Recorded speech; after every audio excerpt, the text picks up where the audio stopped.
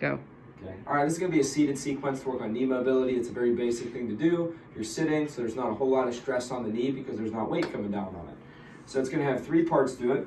First part is going to be me working on getting my knee straight. So I want to be at the edge of the chair, foot on something that slides. If I'm on carpet, a paper plate, or a furniture slider, works pretty well. If I'm on a smooth floor, a towel will do the trick. Now I'm going to slide my foot out, right? I want to try and sit up tall.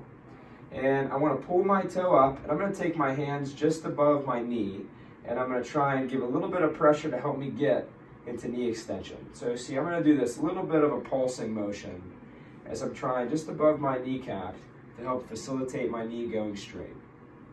Just a little pulse. Usually I start with somewhere like the 8 to 10. And working on getting my knee all the way into extension while I'm keeping my toe up as best I can. I'm also not rounding my back a ton. I'm trying to keep my back pretty erect if I can. You may feel a little bit of tension in the back of your leg, right? So that's the first movement. Next is going to be very easy, just coming in and out of a knee bend as much as I can. So just where I feel a little stiff and then getting back out of it. If I get to the point where my knee's bending more, I may have to switch my toe. So that if I can go back further, I'll go back further. You see my heel is allowed to come up off the slider. But if I'm just in the early stages of getting my knee to bend, just keeping my foot flat, just to where it feels a little stiff, and coming back out of it, just to work a little bit into the bend after I just worked into the straight.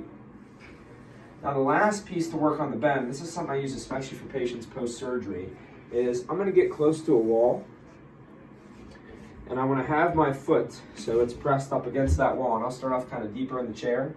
And then instead of moving my foot, I'm just going to move my body. So as I slide my body further forward in the chair, I'm going to get to where this knee feels a little bit stiff or uncomfortable. And I'm going to hold there for maybe 10 to 15 seconds. Now when I hold for a longer period of time, I don't want to make this really sore. So I don't want to go so far that I'm really beating myself up here, right? So mild to moderate tightness is what you're looking for. Feeling some discomfort is okay. And then after I've been here for about 10 to 15 seconds, I can slide back to give myself a break.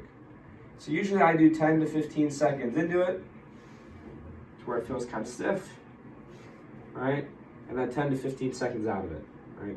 Now you have to be the judge with this one in particular to see how much it causes pain or soreness afterwards. So if I come out of this movement and my knee doesn't feel all that worse, right? I don't have a significant increase in pain when I'm done doing that, then that's probably the right amount. Or I could maybe start to push it a little further.